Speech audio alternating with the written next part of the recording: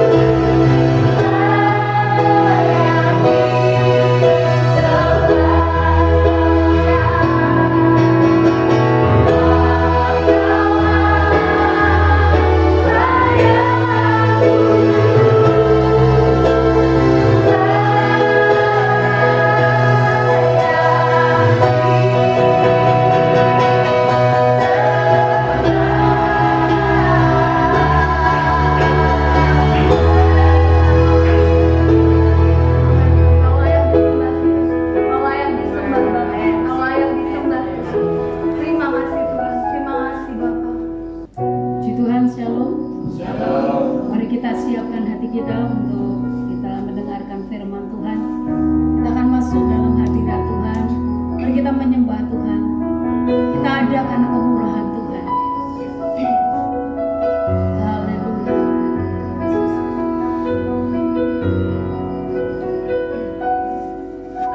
Oleh karena kemurahan Tuhan, ku ada sampai hari ini. Mari angkat hati buat Tuhan. Oleh karena kebaikan Tuhan, janji-Mu terjadi baik. Sekali lagi katakan, oleh karena kemurahan Tuhan, ku ada sampai hari ini. Oleh karena kebaikan Tuhan, janji-Mu terjadi bagiku. Aku percaya berkat-Mu marasku melimpah.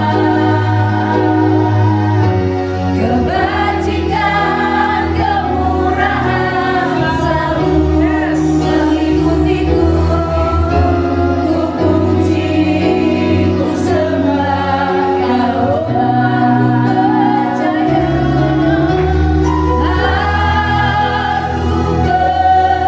percaya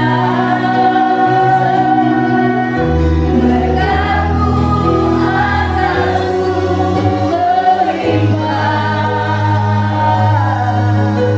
Kebajikan, kemurahan selalu mengikutiku. Ku puji, ku sembah Kau Tuhan. Ku puji, ku sembah Kau Tuhan. Ku puji, ku sembah Kau Tuhan. Haleluya, haleluya, haleluya.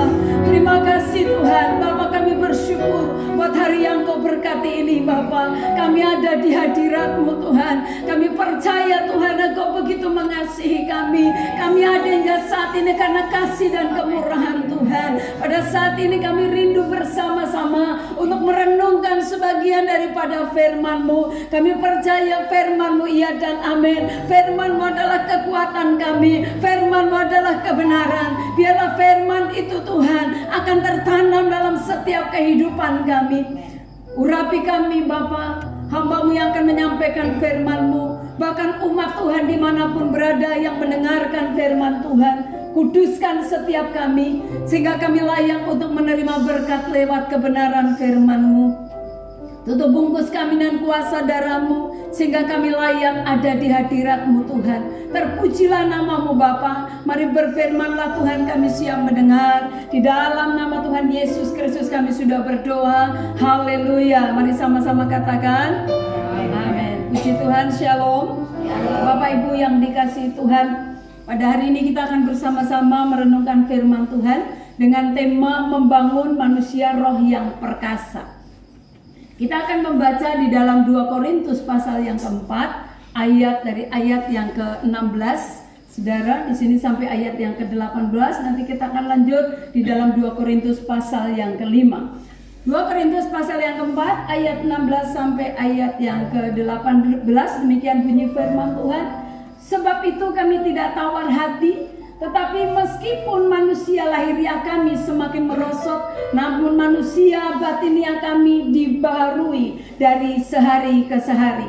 Sebab penderitaan ringan yang sekarang ini mengerjakan bagi kami kemuliaan kekal yang melebihi segala-galanya, jauh lebih besar daripada penderitaan kami. Sebab kami tidak memperhatikan yang kelihatan, melainkan yang tak kelihatan. Karena yang kelihatan adalah sementara, sedangkan yang tak kelihatan adalah kekal. Saudara, kita akan lanjut, kita lihat di dalam 2 Korintus pasal yang ke-5, kita akan lanjut di dalam ayat pertama sampai ayat yang ke-10. Demikian bunyi firman Tuhan. Karena kami tahu bahwa jika kemah tempat kediaman kita di bumi ini dibongkar, Allah telah menyediakan satu tempat kediaman di sorga bagi kita. Suatu tempat kediaman yang kekal, yang tidak dibuat oleh tangan manusia. Selama kita di dalam kemah ini, kita mengeluh karena kita rindu mengenakan tempat kediaman sorgawi di atas tempat kediaman kita yang sekarang ini. Sebab dengan demikian kita berpakaian dan tidak kedapatan telanjang. Sebab selama masih diam di dalam kemah ini, kita mengeluh oleh beratnya tekanan. Karena kita mau mengenakan pakaian yang baru tanpa menanggalkan yang lama, supaya yang fana itu ditelan oleh hidup. Tetapi Allah lah yang justru mempersiapkan kita untuk hal itu, dan yang mengaruniakan Roh kepada kita sebagai jaminan segala sesuatu yang telah disediakan bagi kita. Maka oleh karena itu, hati kami senantiasa tabah, meskipun kami sadar bahwa selama kami mendiami tubuh ini, kami masih jauh dari Tuhan. Sebab hidup kami ini adalah hidup karena percaya, bukan karena melihat. Tetapi hati kami tabah, dan terlebih suka kami beralih dari tubuh ini untuk menetap pada Tuhan. Sebab itu, jika kami berusaha, baik kami diam di dalam tubuh ini maupun kami diam di luarnya, supaya kami berkenan kepadanya. Sebab kita semua harus menghadap tahta pengadilan Kristus, supaya setiap orang memperoleh apa yang patut diterimanya sesuai dengan yang dilakukannya dalam hidupnya ini, baik ataupun jahat. Bapak Ibu yang dikasihi Tuhan, kita akan bersama-sama belajar bagaimana membangun manusia roh yang perkasa. Membangun manusia roh yang perkasa. Firman Tuhan berkata bahwa roh memang penurut, tetapi daging lemah. Ya, roh penurut, tapi daging ini lemah, saudara. Oleh sebab itu kita perlu membangun manusia rohani kita agar kehidupan kita semakin berkenan kepada Bapa di sorga. Kita harus membangun manusia rohani kita. Ya, jadi setiap hari mari bangun manusia rohanimu supaya hidup kita ini berkenan kepada Tuhan. Hidup kita ini berkenan kepada Bapa. Nah, Bapak Ibu yang dikasihi Tuhan, kita akan renungkan beberapa hal bagaimana supaya kita bisa membangun manusia roh kita memiliki roh yang perkasa. Ada beberapa hal di sini. Yang pertama, saudara, kita bisa lihat kita ditempa dengan penderitaan. Ya, kita ditempa dalam penderitaan. Saudara bisa lihat tadi di dalam 2 Korintus pasal 4 ayat yang ke-17 tadi. Dikatakan bahwa sebab penderitaan ringan yang sekarang ini mengerjakan bagi kami kemuliaan kekal yang melebihi segala-galanya, jauh lebih besar daripada penderitaan kami. Nah, Bapak Ibu yang dikasihi Tuhan, penderitaan yang kita derita pada saat ini, saya percaya bahwa itu mengerjakan sesuatu untuk tadinya, untuk kita lebih lagi diproses di dalam Tuhan, supaya kita bisa memiliki kehidupan yang kekal nanti. Nah, Bapak Ibu yang dikasihi Tuhan, kita perhatikan di sini bahwa ternyata setiap penderitaan itu dapat meremukkan kehidupan seseorang atau sebaliknya akan membangun kekuatan dalam hidupnya. Jadi setiap penderitaan, setiap persoalan, setiap krisis, setiap tantangan, setiap ujian yang ada bisa meremukkan hidup seseorang atau sebaliknya bisa membangun satu kekuatan yang luar biasa di dalam Tuhan. Nah, Bapak Ibu perhatikan di sini bahwa seseorang akan remuk ketika dia mudah menyerah. Ya, dia akan remuk karena dia menyerah dengan keadaan, tetapi tidak mau berjuang melawan tekanan yang ada.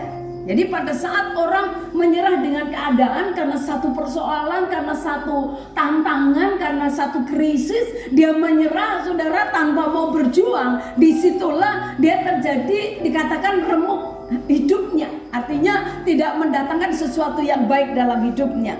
Nah, Bapak Ibu yang dikasihi Tuhan, tetapi dikatakan penderitaan akan membangun satu kekuatan. Ya, jadi penderitaan bisa menimbulkan satu kekuatan yang luar biasa ketika dia tidak mudah menyerah. Jadi pada saat ada persoalan, dia nggak mudah menyerah, dia mau berjuang, ya. Bahkan dia berjuang untuk membela masalah itu di hadapan Tuhan. Dia bawa setiap persoalan itu di hadapan Tuhan. Kita lihat dalam beberapa contoh, saudara, bahwa pada saat ada satu penderitaan, pada saat ada satu krisis, saudara, kita lihat ada murid Yesus yang namanya Petrus, saudara. Petrus pada saat dia tahu, saudara, apa yang terjadi, saudara, pada Yesus, dia dianiaya, apa yang terjadi? Petrus bisa menyangkal Tuhan Yesus 3 kali. Jadi bisa saja pada saat orang mengalami kesulitan, orang mengalami persoalan, dia bisa meninggalkan Tuhan karena dia menyerah dengan keadaan. Itu yang terjadi pada Petrus. Dia menyangkal Yesus 3 kali. Kemudian kita lihat juga, saudara, kalau perhatikan di dalam Matius pasal yang ke-14, nanti saudara bisa lihat di situ, saudara, apa yang terjadi pada saat murid-muridnya sedang ada di dalam satu perahu, saudara. Mereka sedang ada satu badai, ada satu ombak yang begitu besar. Yang terjadi pada saat ada persoalan itu, apa yang murid-murid lakukan? Mereka dalam ketakutan, mereka dalam kebimbangan, mereka dalam ketakutan. Sehingga apa yang terjadi? Tuhan Yesus datang, dia berjalan di atas air. Saudara, dia bisa berkata ada hantu. Orang dalam saat tekanan, orang dalam saat pergumulan, kalau dia tidak hidup di dalam Tuhan, dia bisa melihat Tuhan menjadi hantu, saudara. Dia bisa melihat Tuhan yang datang, tetapi dikatakan ada hantu. Sampai mereka dikatakan dalam Matius pasal yang ke-14 itu dikatakan bahwa mereka ketakutan luar biasa. Tapi luar biasanya Tuhan berkata, ini aku. Saya kasih dalam Tuhan. Kalau kita fokus kepada persoalan, saudara, kita bisa lihat Tuhan jadi seperti hantu. Tapi mari kita jangan melihat persoalan yang begitu besar. Pada saat ada persoalan, ada tantangan, ada ujian, apa yang harus kita lakukan? Saudara harus tetap pandang Yesus. Kita harus tetap pandang Yesus. Seberapa besar atau seberapa kecil iman kita, saudara, mari bawa kepada Tuhan. Tuhan berkata iman sebesar biji sesawi. Artinya Tuhan tidak melihat imanmu sebesar apa atau imanmu sekecil apa. Persoalannya adalah iman yang ada pada kita pada saat kita mengalami tantangan persoalan, bawa itu kepada Tuhan.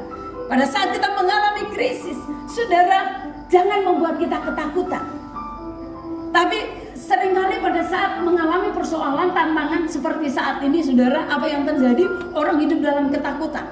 Kemudian yang selanjutnya orang mementingkan diri sendiri. Aduh, saya sendiri kurang. Aduh, saya sendiri harus begini, saya harus menyelamatkan diri saya. Ini yang terjadi.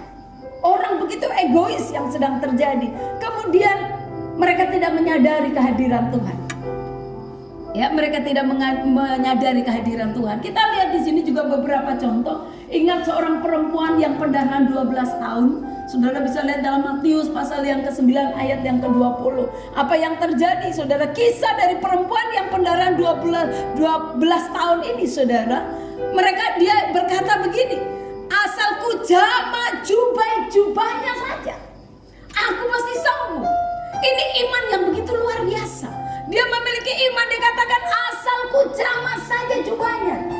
Jubahnya artinya di ujungnya. Dikatakan saya pasti sembuh. Dan itu ternyata yang terjadi. Pada saat krisis persoalan yang sedang terjadi, bangkitkan imanmu. Bangkitkan imanmu. Jangan engkau mau tertekan dengan keadaan. Tapi mari dengan iman katakan sekecil apapun imanmu, bangkitkan itu di hadirat Tuhan. Kau berkata, asal aku datang kepada Tuhan, asal aku menjerit memanggil Tuhan, saya percaya pasti ada pertolongan. Amin. Pasti ada pertolongan. Kemudian ingat kisah seorang janda yang meminta pembelaan kepada hakim. Dalam Lukas pasal yang ke-18, apa yang terjadi dari janda ini, saudara? Janda ini meminta pembelaan kepada hakim yang lalim. Dan dikatakan di ayat yang ke-6 sampai ayat yang ke-7 di dalam Lukas ini dikatakan bahwa kata Tuhan, camkanlah apa yang dikatakan hakim yang lalim itu. Saudara katakan, Tuhan berkata, camkan apa yang dikatakan hakim yang lalim itu. Tidakkah Allah akan membenarkan orang-orang pilihannya yang siang malam berseru kepadanya? Firman Tuhan berkata, tidakkah Allah akan membenarkan orang-orang pilihannya yang berseru siang malam kepadanya? Kalau kita berseru siang malam kepada Tuhan, saudara, saya percaya firman Tuhan berkata, dan adakah Tuhan akan mengulur-ulur waktu sebelum menolong mereka? Adakah orang akan mengulur? Adakah Tuhan akan mengulur-ulur waktu? Saya percaya tidak. Hakim yang lalim saja, dia mau melakukan sesuatu. Dia mau menjawab. Karena orang itu setia, karena wanita, seorang janda ini dengan setia meminta kepada hakim itu. Seorang hakim yang lalim saja, di hatinya bisa tersentuh. Apalagi Bapak kita, apalagi Tuhan kita. Bapak Ibu yang dikasihi Tuhan, dalam 2 Korintus pasal 5 ayat yang pertama dikatakan, karena kami tahu bahwa jika kemah tempat kediaman kita di bumi ini dibongkar, Allah telah menyediakan satu tempat kediaman di sorga bagi kita, suatu tempat kediaman yang kekal, yang tidak dibuat oleh tangan manusia. Artinya bahwa kalau di bumi ini kita tidak memiliki tempat yang nyaman, tapi Allah telah menyiapkan tempat yang baik, yang luar biasa, sehingga kita tidak perlu takut. Dalam dunia tidak ada yang kekal. Bapak Ibu perhatikan, dalam dunia tidak ada yang kekal. Mau kekayaan saudara, mau pangkat saudara, mau kedudukan saudara, apapun yang ada pada kita, tidak ada yang kekal. Bahkan orang-orang yang kita kasih, yang ada di sekitar kita, semua satu ketika kita sama-sama kita akan kembali kepada Bapa. Manusia dikatakan usianya hanya 70 tahun. Kalau 80 tahun saja saudara, itu satu kemurahan Tuhan. Karena itu penderitaan pun saya percaya tidak ada yang kekal. Penderitaan, persoalan tidak ada yang kekal. Sifatnya hanya sementara. Dan di dalam sementara persoalan itu, apa yang saudara lakukan? Apa kita masih tetap mau bertahan? Kita berjuang sampai kita menang? Atau kita menyerah di tengah jalan Bapak Ibu? Berjalan dalam tuntunan Tuhan dengan tidak menyimpang ke kanan dan ke kiri, tetapi dalam jalan Tuhan. Saya percaya ini pada saat kita berjalan dengan pimpinan Tuhan, kita berjalan dalam jalan-jalannya Tuhan, saudara, badai itu pasti akan berlalu. Tidak ada persoalan yang kekal. Amin. Tidak ada persoalan yang kekal. Dalam Mazmur 23, bahkan dalam lembah kekelaman pun di situ Tuhan ada. Artinya pertolongan pasti ada. Kita harus punya iman bahwa bagi Allah tidak ada yang mustahil. Waktu Tuhan tidak pernah terlambat untuk menolong kita. Amin. Waktu Tuhan tidak pernah terlambat untuk menolong kita. Yang selanjutnya adalah Dia janjikan masa depan yang indah. Tuhan janjikan masa depan. Ada masa depan di dalam Tuhan. Dalam 2 Korintus pasal yang kelima, ayat yang kelima, tetapi Allah lah yang justru mempersiapkan kita untuk hal itu, yang mengaruniakan roh kepada kita sebagai jaminan segala sesuatu yang telah disediakan bagi kita. Jadi Tuhan telah menyediakan segala sesuatu. Dia mengatur segala sesuatu. Oleh sebab itu dalam situasi yang sekarang ini Bapak Ibu, percayalah kepada Tuhan. Tetap andalkan Tuhan. Tetap berjuang sampai akhir. Pertolongan Tuhan tidak pernah terlambat. Siapkan hatimu. Siapkan kirbat baru bagi Tuhan. Pada saat nanti saudara terjadi satu pemulihan atas bangsa kita, pada saat nanti virus corona sudah berlalu, saudara akan dibuat tercengang-cengang oleh Tuhan. Ada banyak hal Allah mau kerjakan. Persoalannya adalah kita siap atau tidak, atau justru kita terlena, atau kita tertekan dengan keadaan. setiap janji Tuhan itu iya dan amin. Setiap firman Tuhan itu iya dan amin. Semua pasti akan digenapi. Dan Tuhan sendiri yang berjanji, saudara. Tuhan bukan manusia. Kalau manusia berjanji, dia bisa mengkhianati atau dia tidak melakukannya. Tapi Allah kita adalah Allah yang berjanji dan dia pasti akan melakukannya.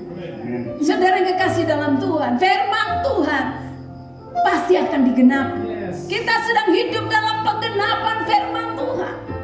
Ini waktu di mana gereja Tuhan sedang diuji. Bukan hanya jemaat, hamba-hamba Tuhan, kita semua sedang diuji. Iman kita apakah dalam situasi krisis yang ada saat ini, kita tetap berdiri dengan iman kita yang teguh. Kita terus memandang Tuhan. Kita terus berjuang sampai akhir. Pertahankan imanmu. Sehingga Tuhan berkata, kalau aku datang yang kedua kali, masih adakah iman di bumi ini? Jangan sampai karena persoalan, karena tantangan, karena ujian, iman kita rontok di situ, saudara. Dalam Ibrani 13 ayat yang ke-5 dikatakan, karena Allah telah berfirman, aku sekali-kali tidak akan membiarkan engkau, dan aku sekali-kali tidak akan meninggalkan engkau. Dalam keadaan apapun, dimanapun engkau, percayalah bahwa Allah tidak pernah meninggalkan kita. Allah begitu setia. Kita yang seringkali menjauh dari Tuhan, sebenarnya Allah selalu setia. Tangannya selalu terbuka buat kita. Seperti janda tadi, dia datang kepada hakim yang lalim. Terus dia datang minta pembelaan. Tuhan berkata, hakim itu akhirnya mengabulkan permintaan janda itu. Apalagi Tuhan kita, dia Allah yang luar biasa. Jaga imanmu, jaga hatimu, berseru terus kepada Tuhan sampai kau lihat kemuliaan Tuhan dinyatakan. Berseru kepada Tuhan sampai pertolongan itu kau terima. Jangan menyerah di tengah jalan. Pegang setiap janji Tuhan. Amin. Pegang setiap janji Tuhan. Jangan sedikit pun kau ragu. Jangan sedikit pun kau ragu. Jangan jadi lemah agar kita menerima setiap janji Tuhan. Firman Tuhan berkata, pada saat Tuhan menjawab doa kita, apakah kita masih ada dalam posisi iman kita? Seringkali jawaban sudah kita mau terima, tapi kita sendiri iman kita lemah di situ. Tetap bertahan sampai akhir. Apapun yang terjadi, firman Tuhan berkata Tuhan tidak pernah meninggalkan kita. Tuhan tidak pernah jauh dengan kita. Terus berseru, panggil nama Tuhan. Pertolongannya tidak pernah terlambat. Bapak Ibu yang dikasihi Tuhan, inilah yang menjadi renungan kita hari ini. Bahwa kita harus membangun manusia roh kita yang perkasa. Bangun terus rohmu dalam keadaan persoalan penderitaan yang ada. Tapi disitulah justru ujian imanmu. Apa engkau tetap teguh di dalam imanmu? Kemudian diingatkan tentang keselamatan. Bahwa keselamatan kita hanya datang dari Tuhan. Kemudian kita dijanjikan masa depan yang indah oleh Tuhan. Percaya bahwa masa depanmu ada di dalam tangan Tuhan. Tuhan tidak pernah meninggalkan kita. Pergumulan seperti apapun, persoalan seberat apapun, Allah begitu setia. Kiranya Tuhan akan terus memberkati kita. Bapak Ibu yang dikasihi Tuhan, dimanapun kau berada saat ini, persoalan tantangan boleh ada. Mungkin kau sedang dalam kesulitan, tapi satu hal, kalau engkau tetap ada di dalam Tuhan, firman Tuhan berkata mujizat itu masih ada. Nantikan jawaban Tuhan, nantikan pertolongan Tuhan, nantikan Tuhan. Kiranya Tuhan Yesus memberkati kita sekalian, dan biarlah iman kita tetap teguh di dalam Tuhan. Engkau akan memiliki roh yang perkasa, yang luar biasa. Saat dalam keadaan apapun, engkau terus mendekatkan diri kepada Tuhan, terus ada di hadirat Tuhan, terus memuji dan menyembah Tuhan, terus agungkan Dia. Percaya bahwa firman-Nya iya dan amin. Tuhan Yesus memberkati kita. Haleluya. Kita mau angkat pujian. Ku tetap cinta, ku tetap setia. Apapun yang terjadi, kita mau tetap setia di dalam Tuhan. Dimanapun kau berada, mari Bapak Ibu jemaat, mari kita bangkit berdiri. Agungkan Tuhan, sembah Dia. Haleluya, Yesus. Ku tetap cinta, katakan ku tetap setia, ku tetap cinta, walau badai datang menerpa, ku tetap cinta. Oh, katakan ku tetap setia, ku tetap setia. Bisa, ku tetap setia. Walau topan datang menerpa, ku tetap setia. Mari angkat tangan bagi Tuhan. Terlalu banyak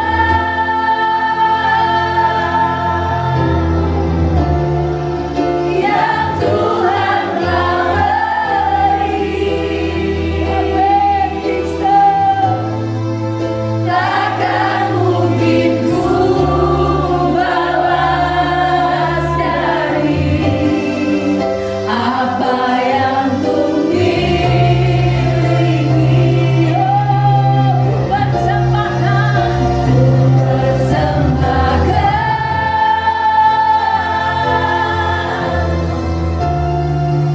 seluruh hidupku,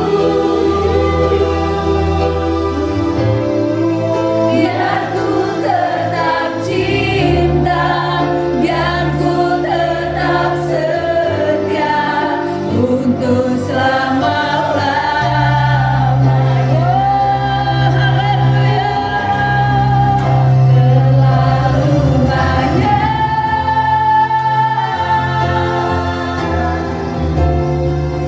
yang Tuhan telah beri. Takkan mungkin ku balas dari apa yang ku miliki. Oh, ku persembahkan bawa hidup kepada Tuhan. Haleluya. Seluruh hidupku, apapun yang terjadi, katakan, biar ku tetap cinta dan ku tetap setia untuk selama-lamanya. Biar ku tetap cinta, biar ku tetap cinta dan ku tetap setia untuk sekali lagi katakan, biar ku tetap mencintai Yesus Tuhan. Haleluya. Biar ku tetap cinta dan ku tetap setia untuk selama-lamanya. Haleluya, haleluya. Mari angkat tanganmu di hadirat Tuhan.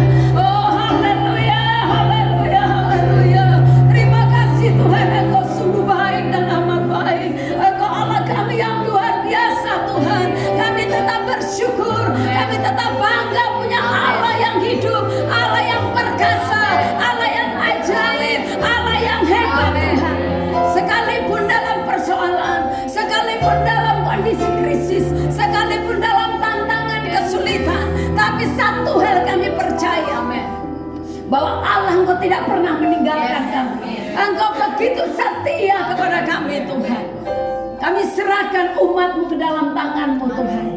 Jika ada umat Tuhan yang mungkin lagi mengalami satu kesulitan yang begitu luar biasa, tapi satu hal, pada saat kami berseru kepada Tuhan, kami percaya Tuhan menolong kami, Tuhan menjawab kami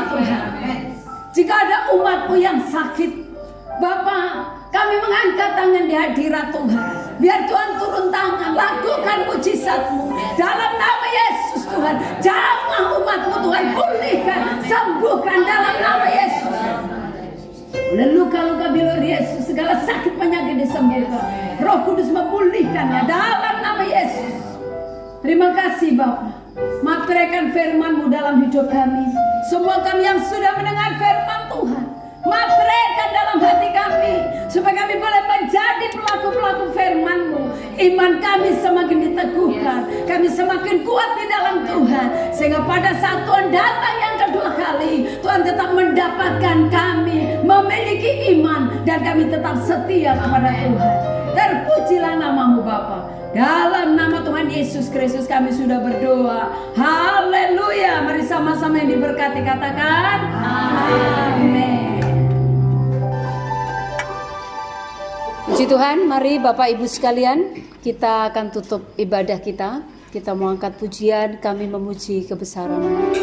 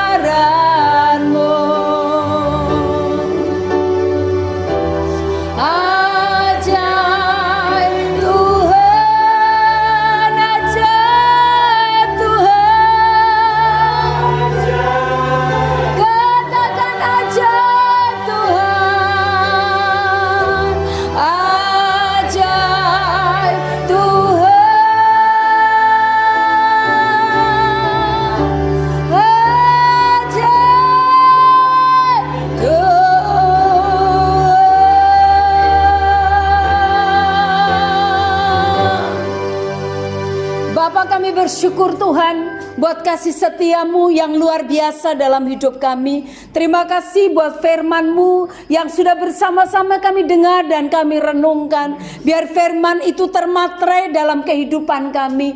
Hamba berdoa buat jemaat Tuhan dimanapun berada. Tuhan jaga, lindungi, pagari kami supaya kami tetap aman dalam perlindungan Tuhan. Biar rencana dan kehendak Tuhan yang jadi. Semua rencana yang bukan dari Tuhan kami batalkan di dalam nama Yesus. Darah-Mu berkuasa atas hidup kami.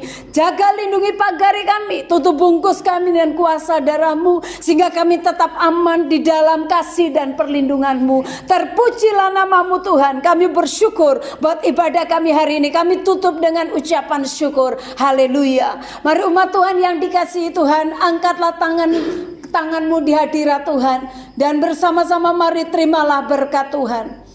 Kiranya berkat kasih, sukacita, damai sejahtera dari Allah Bapa kita di dalam anaknya Tuhan Yesus Kristus, dengan pimpinan, penyertaan, penghiburan, kuat kuasa dari Allah Roh Kudus akan terus menyertai kita dari saat ini sampai selama-lamanya. Kiranya Tuhan memberkati keluar masukmu, apapun yang kau lakukan Tuhan yang membuatnya berhasil. Tuhan mengangkatmu menjadi kepala dan bukan ekor. Tuhan yang membuka tingkap-tingkap langit bagimu. Berkat-berkat surgawi mengalir dalam hidupmu. Dengan berkat Abraham, Ishak dan Israel akan mengikuti kita seumur hidup kita, dari saat ini sampai Tuhan Yesus Kristus datang yang kedua kali untuk menjemput kita semuanya, gerejanya yang mengasihi Dia. Haleluya. Mari semua yang sudah diberkati sama-sama kita katakan amin. Tuhan Yesus memberkati kita. Haleluya.